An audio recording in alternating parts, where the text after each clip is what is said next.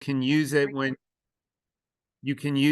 you are going over lab safety and the importance of hand washing, and also aseptic technique, which I'll talk briefly about this evening as well. Okay, so if you look now on the activity, it gives you the different steps, but really it's pretty straightforward. What we're going to do is in the palm of your hand, you're going to put a nickel-sized drop or whatever of the glow germ. Then you're going to rub your hands together and try to get the glow germ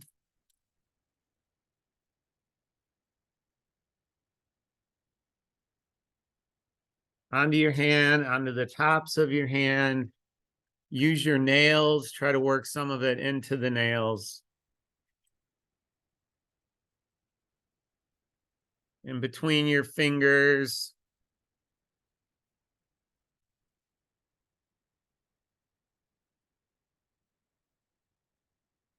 Okay. And so obviously this represents germs. My hands look clean. When I look at them, I don't see anything on them. But now it's time for your LED UV light. So I'm going to grab mine out of the box here.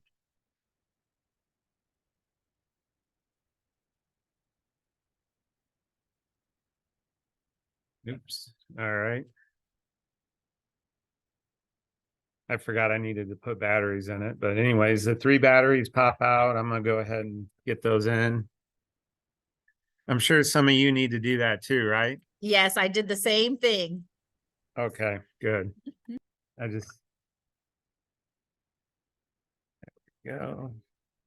I didn't. I was misprepared. I knew I should have opened the box ahead of time. All righty.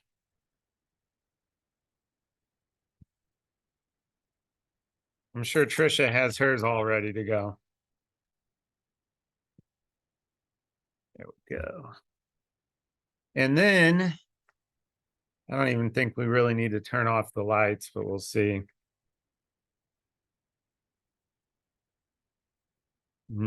You really don't need to turn off the lights, but it's pretty cool if you do. But you can clearly see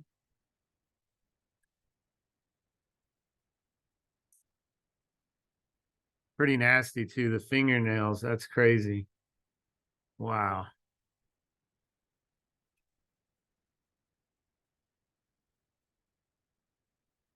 Okay, so you have the students, they see the germs, and then you have them wash their hands.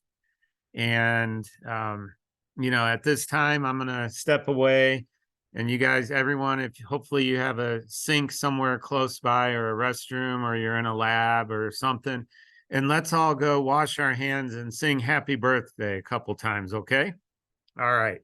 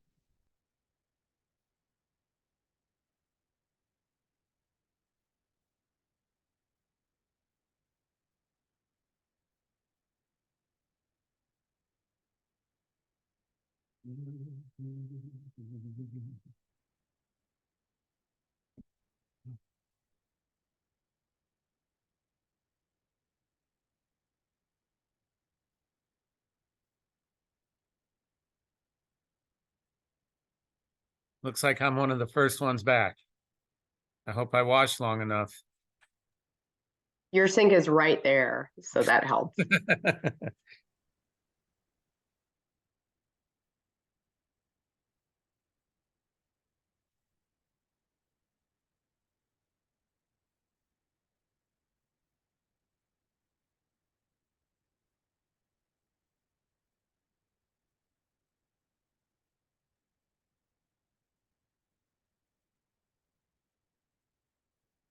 Okay, so obviously when you return, you can see how good of a job you did.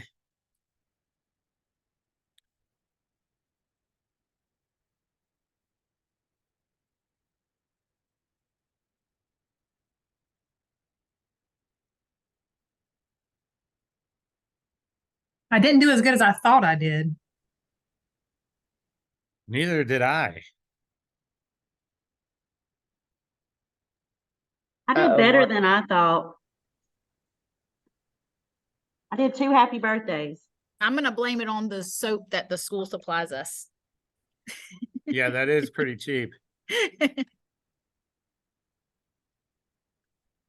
Yeah, I needed to do a better When job. we do this in, Fingernails. when we do this in class, the kids have figured out that home dish soap works about the best. When I Yeah, worked at the hospital as a team building activity, we did this in the clinic when COVID first hit, just to show that they needed, everybody needed to wash their hands better. That was when we started breaking it out with all the high school students, just to show just how much they really actually did need to wash their hands, not just the sanitizer. Yeah, the hand sanitizer did not work very well.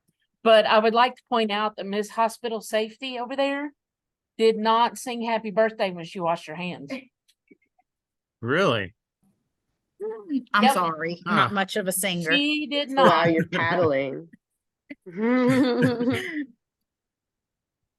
All right, so yeah, the glow germ is pretty cool, and you can buy a bottle of it. It's fairly inexpensive, and you can have it around for many years. So it's cool stuff, and it's a good way to engage your students when you're going over lab safety and aseptic technique. So, and then it says you can repeat it and do it again. I'm assuming everyone's good with one and done on that one. Any questions about it? Just a quick little activity. Okay.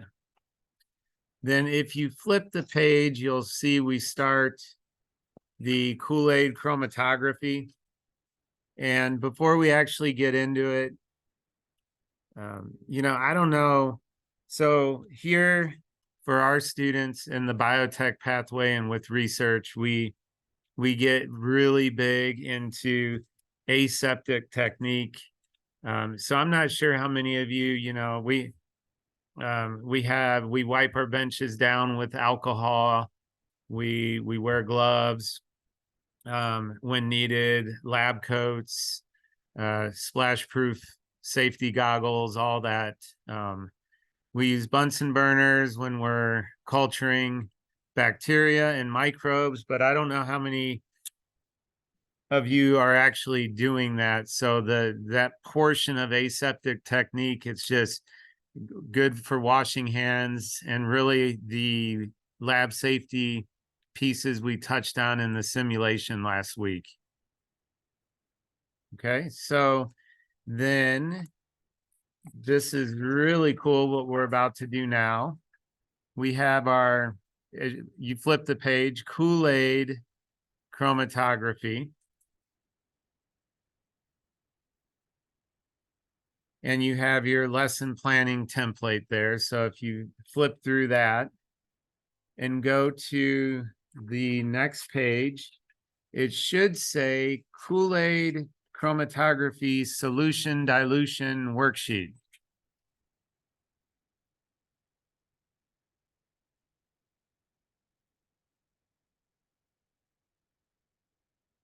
And what I'm going to do is shift this over. We're gonna go through this, and here's what I want to do. This worksheet here, I'm gonna modify questions 1 and 2 a little bit so that we're actually making the solutions that we need to use for the chromatography. Okay, so before we can do that, in the chromatography lab, we're going to be using 70% isopropyl alcohol, and we're going to be diluting it to 5% and 25%. So in order to do that, and please tell me if for some reason you can't see this, just let me know. Can you see that? C1, V1, perfect, awesome. So this stands, C1 is the concentration of your stock. V1 is the amount. And when I say stock, I mean your concentrated solution. So for us, it's going to be the 70% amount of stock. C2 is your diluted, is what you're trying to, your dilution. So whatever you're trying to make.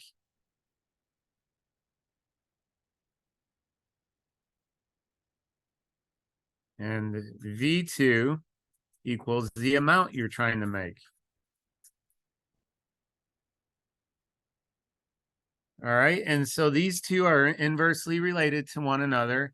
And basically, we're going to be taking a stock or more concentrated substance, and we're going to be adding water to it. And this is the formula that can be used. C stands for concentration. I've also seen M1, V1, M2, V2. M is molarity, but molarity is a form of concentration. And what's awesome about this equation is, as long as you have everything in the same units, you're good to go. So in this case here, in our sample calculations, I'm going to use, we're going to have percentage for our concentrations, and we're going to do our measurements in milliliters. So now, let's see. If we look at this worksheet here, I want you to please make the following change for number 1, part A. So a student needs to make 150 milliliters of 5% isopropyl alcohol solution. The alcohol they are provided with is, let's change that to 70%, not 91. 70%. And then you need to find in your box your 70% rubbing alcohol.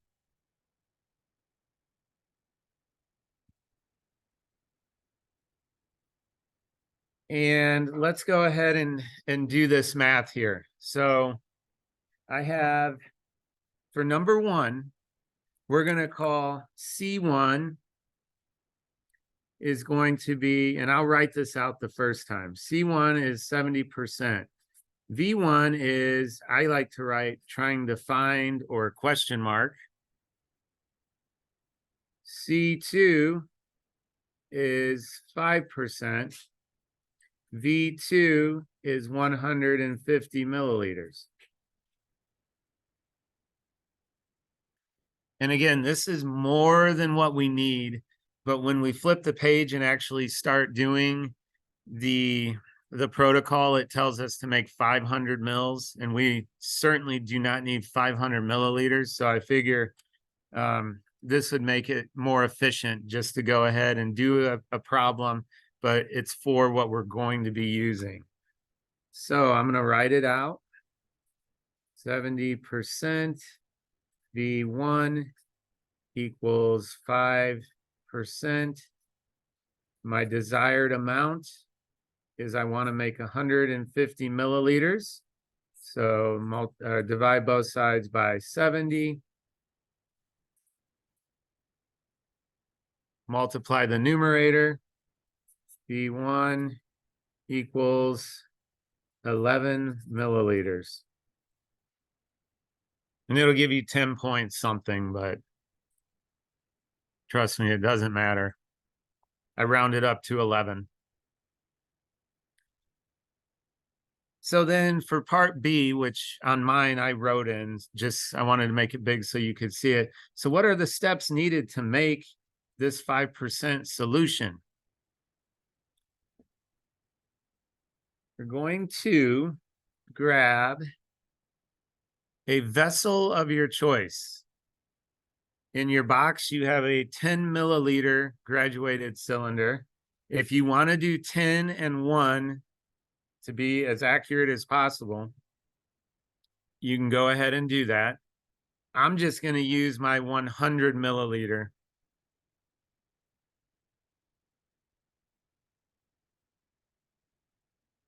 You should also have, actually, hold on, we may just use this.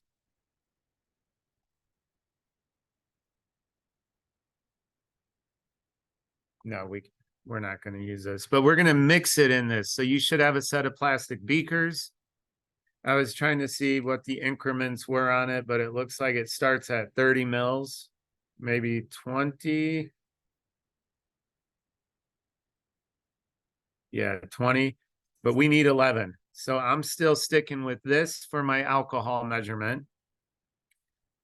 Are there any questions about getting 11 milliliters on that one? Okay, cool. So 11 milliliters of what? 11 milliliters of our 70%, our stock concentrated. So I'm going to go ahead and pour my 11 milliliters into the graduated cylinder.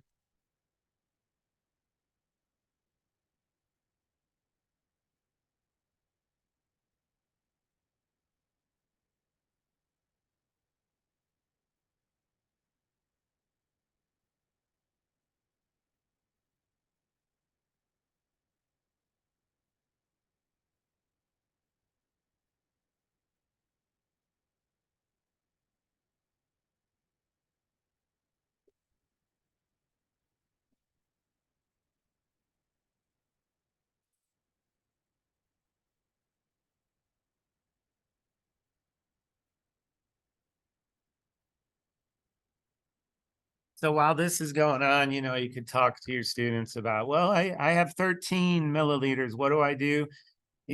Common good practice would be you do not return it to stock, right? Now, in this case here, it's 70% rubbing alcohol. So who really cares? But it's still a great opportunity to teach that to your students.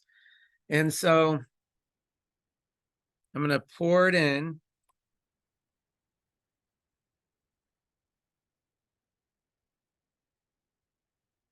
I'm actually going to do mine over. I had some sort of contamination in mine. I don't know if you can see the blue. It's weird. Let me get.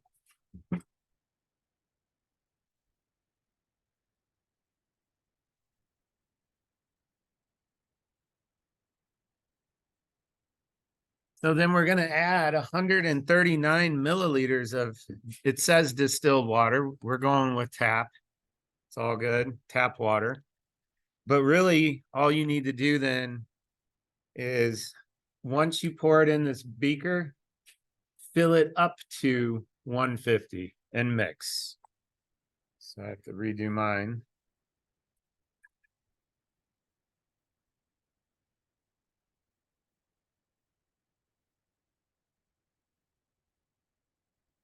So I think everyone's good. If not, let me know, but I'm going to go ahead and pour mine in. I'm going to step to the sink and I'm going to fill it up to 150 milliliters and then ideally label it somehow as your 5% alcohol that we'll be using for the chromatography.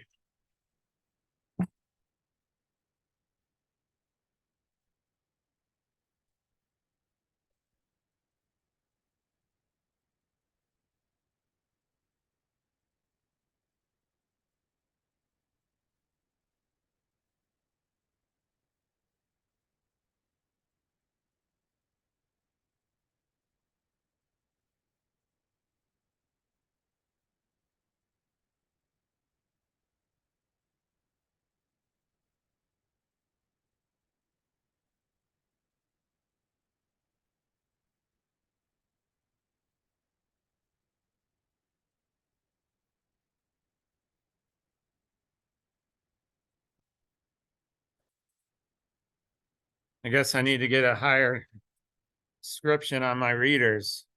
That's hard to see that. All right, so here we go. I mixed it. I'm good to go. I'm going to label it somehow. I'm just going to set it on a sticky note that says 5% so I don't forget. Great opportunity to teach your students and talk about labeling methods. Label what it is, label the concentration, initials, and date.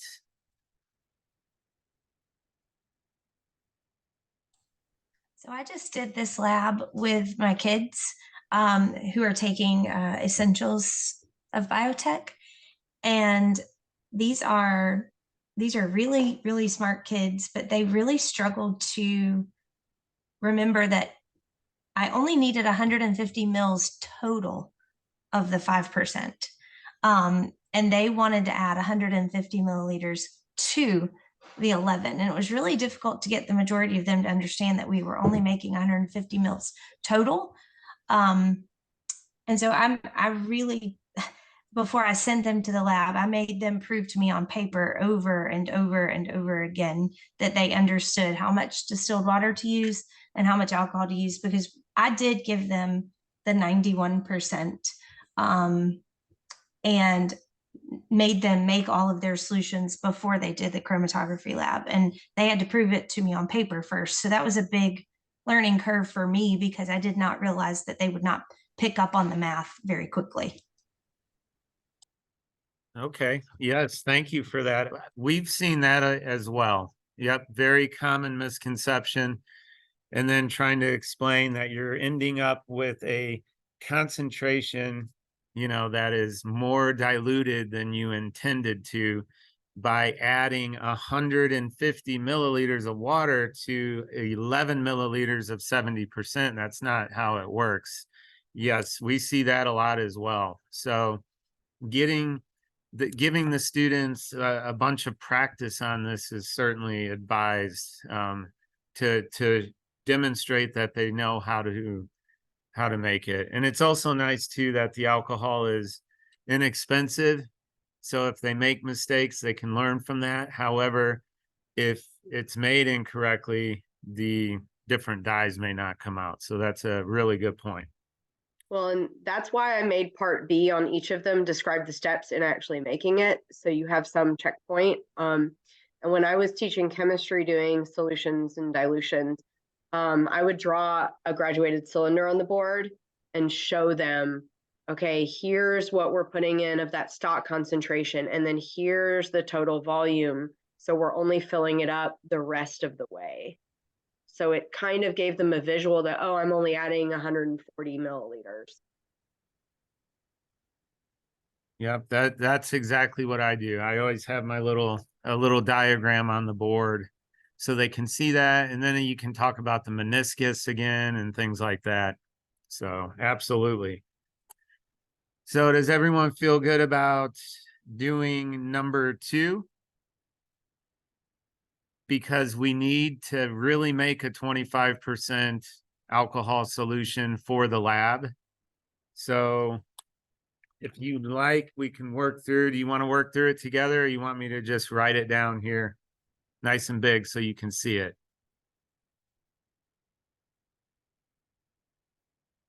Okay. Nice then- and big will be fine. Okay. Write it down. All right. So C1, 70%. V1, that's what we're trying to figure out, equals C2, which now is 25%. V2, 200 mils, and I'm just making what's in the problem. And then again, we divide both sides by 70, and V1 is equal to 71 milliliters. And when we add 129 of DH2O, which we're just doing H2O, that gives us our 200. 5%. All right. So this time we're going to get 71 milliliters of the 70% isopropanol. And I'm gonna do that with the 100 milliliter graduated cylinder because I can't hardly read that beaker. But my wife would say that sounds like a personal problem, is what she would tell me. 71. This is actually a more accurate vessel, really, the graduated cylinder.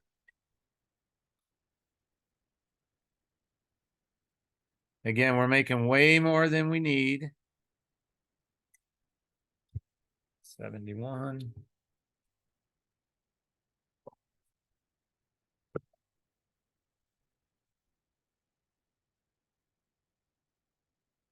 And I'm just pouring it into my beaker, like you all probably are. And I'm gonna go fill it up to 200.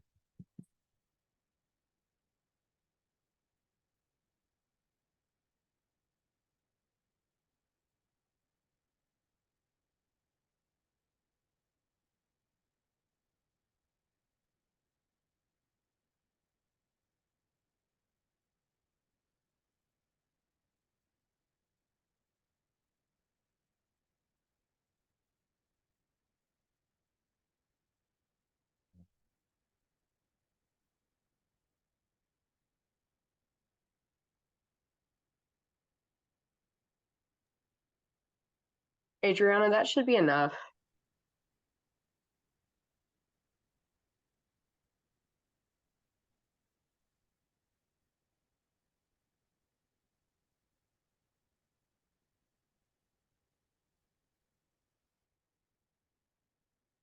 So then on the back side of the worksheet, you'll find 2 additional problems if you'd like to work through them at some point or use them with your students. I figured 2 was enough whole group. And then the digital copies on the Google Drive, so you guys can go find it and then make your own copies of it.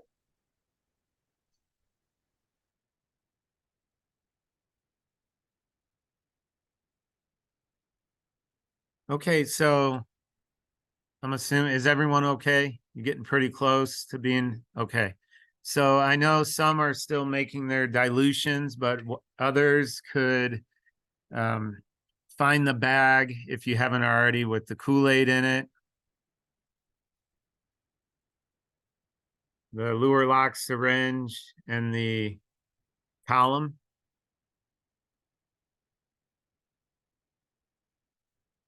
Is there anyone who needs to make their Kool-Aid still?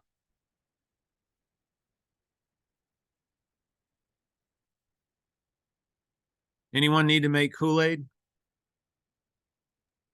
Yes.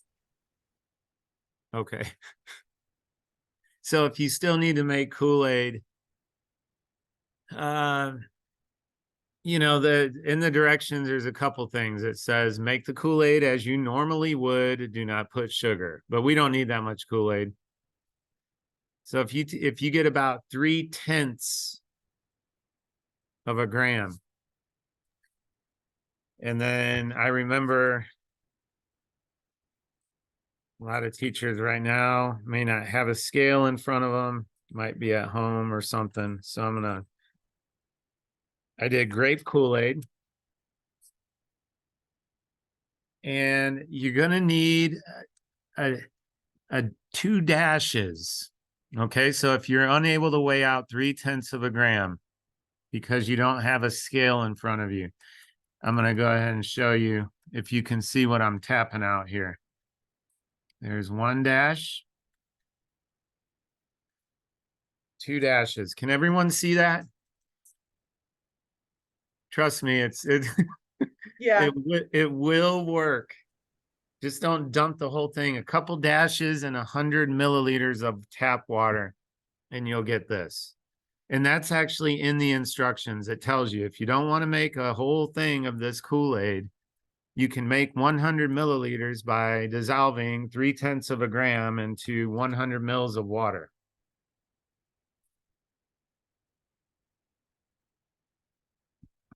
Okay.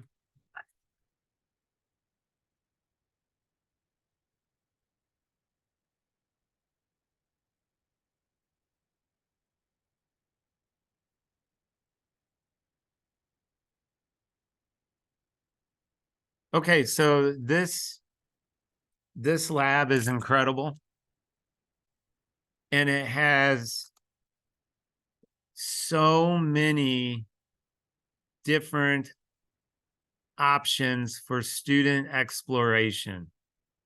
So like if you teach using CER or you just you want to differentiate this, there's a whole bunch of different ways that it can be done, and we can talk about those. I'd like to talk about that briefly after we do it, or while we're doing it is when it makes the most sense for me. But since we've already made our 5% and our 25% alcohol, one of the extensions or points of exploration for students that is so awesome is to have them try different percentages, because the cookie cutter, 5, 25, try 2%, try 5%, try 10 or 15. What happens if I use 30%?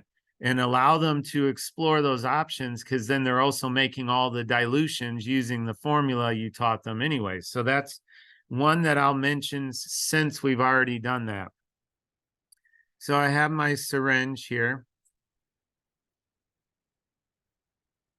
And I have the carbon 18 column. And this column is made with a carbon 18 resin. That's where C18 comes from. So it has a whole bunch of hydrocarbons, which are non-polar. They're hydrophobic. They're non-polar. So that's what's in, that's the simple version of what's in here. Okay, so think of this as being non-polar. So if you teach your students the idea of like dissolves like, the interactions that occur between two non-polar substances allow them to bind to one another. Okay, now here's the deal. This syringe is one way. The column, excuse me, is a one way. And we only want to be pushing solutions through the syringe. We don't want to be drawing solutions up into the syringe through the column. So we're going to be removing the column several times. So if everyone is ready, we can look at the bottom of that same page we've been on. Step 1, we need to pre-treat the column by drawing up 10 milliliters of our concentrated 70% alcohol. So I'm going to do that now, slowly, make sure everyone's okay with what's going on.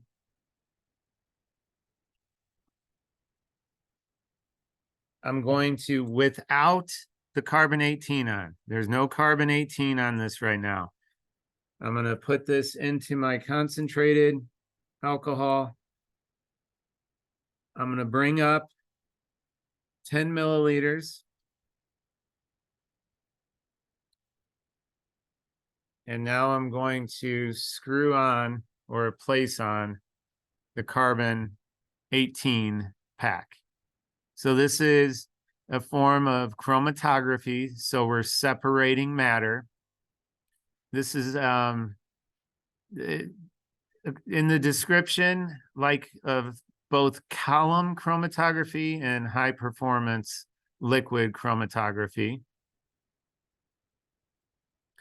using the different binding affinities, i.e. polarities of molecules. So that's what we're going to exploit in order to separate the molecules. So Now that I have my 70% alcohol in the syringe, I'm going to expel that just into a waste container slowly. You're not trying to break any records here, just a nice steady drip, drip, drip, drip, drip. You feel it's taking quite a bit of pressure. Again, take your time. There's no rush here.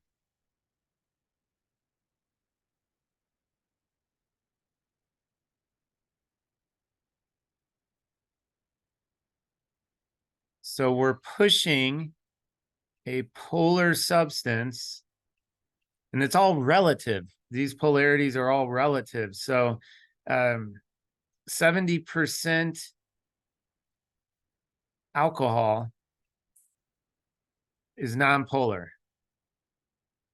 And of course, any AP Chem or any Chem teachers out there, we could talk about, yes, that's true, but there's also polar regions on the isopropanol.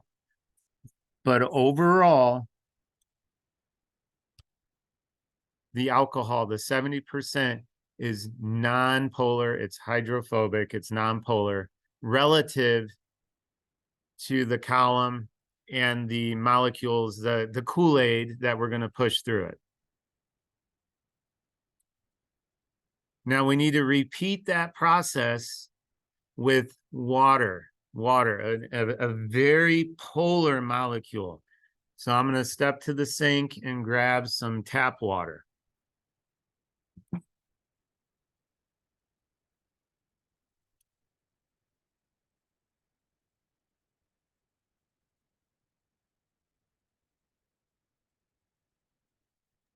And if you have your distilled water, you can use distilled water for this.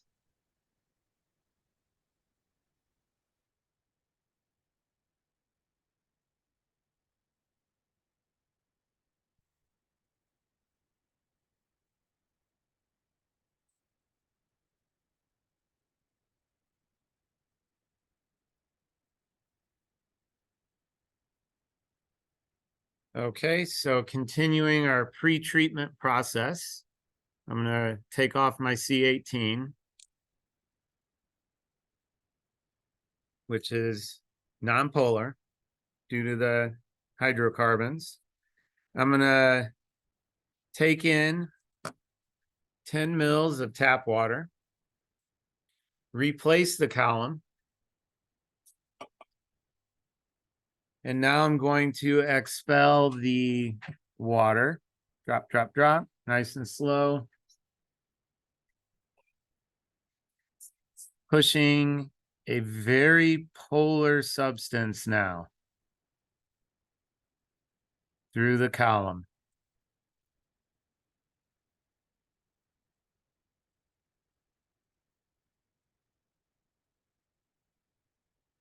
Want to know what's crazy about these columns too?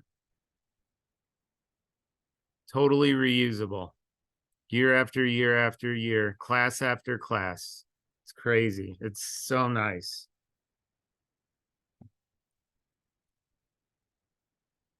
All right, we're getting close. I'm going to flip the page now to step 3.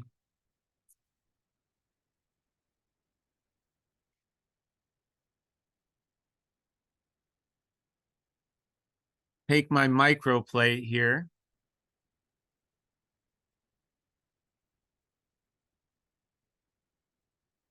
It's time for the Kool-Aid. Am I going too fast? Okay, perfect. Don't forget to take off the C18 pack. Take in 10 mils of Kool-Aid.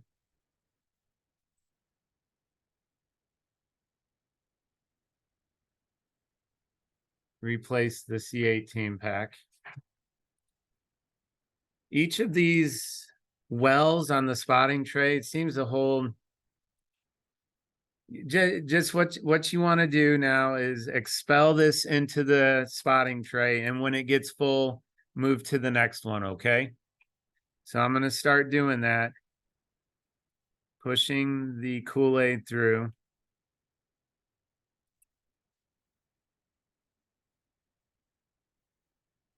Isn't this crazy? Is anyone doing it yet? Crystal clear for the eluate. What elutes is what's coming out of the column. That is the elution. Crystal clear. Crazy.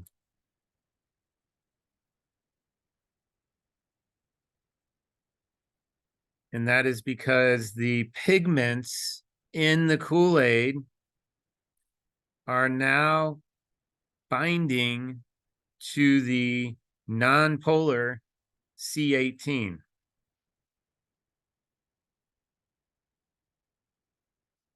So they have a greater binding affinity for a nonpolar column relative to an extremely polar molecule, the water. And I think that's just incredible. So you can see the pigments now bound to the C18 resin.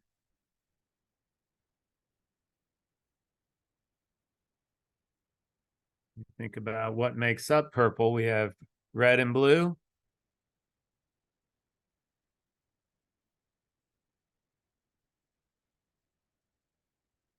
Now this is where it gets interesting. If you could find your 5%,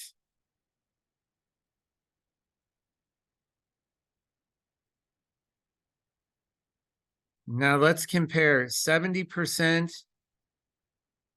alcohol polar, 25% that we diluted with water.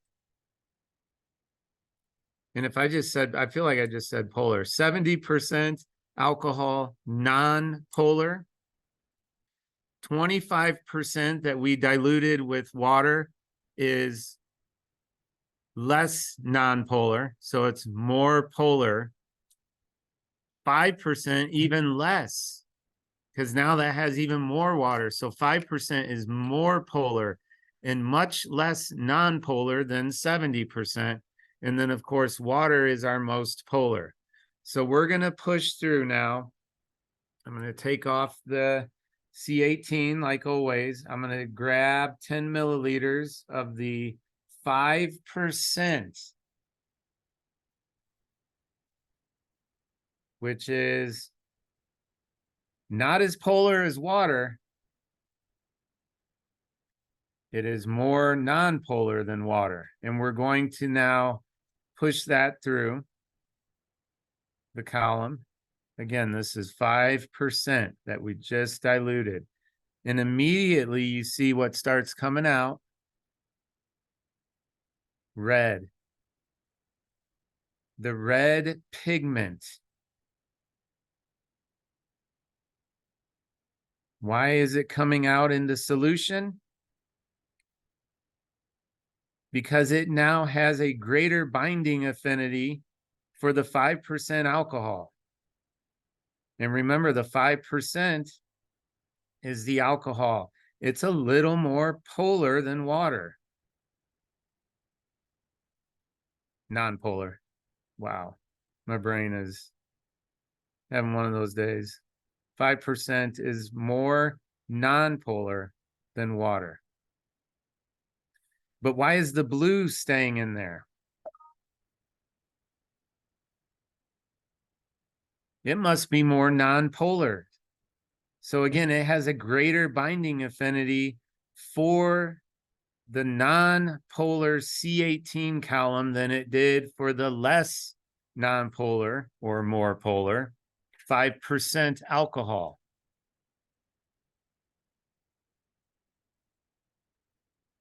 So looking at my column now, I see some red pigment in there, all the blue, and what eluted out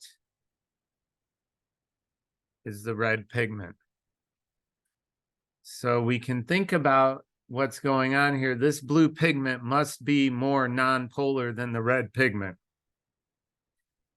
because it is still bound to the relatively non-polar carbon 18 pack. So let's see if we increase the concentration of the alcohol. from 5% to 25%. So we are now going to use a solution that is more nonpolar than the 5% because it contains more alcohol. Think of alcohol nonpolar. The blue dye is currently clinging to the nonpolar C18 pack. So I'm going to do what we've been doing. Take off the pack, take in 10, return the pack, and see if we can get the blue dye to bind to the 25%, which again is more non-polar than the 5%. I see it coming out. Look at that. Unbelievable.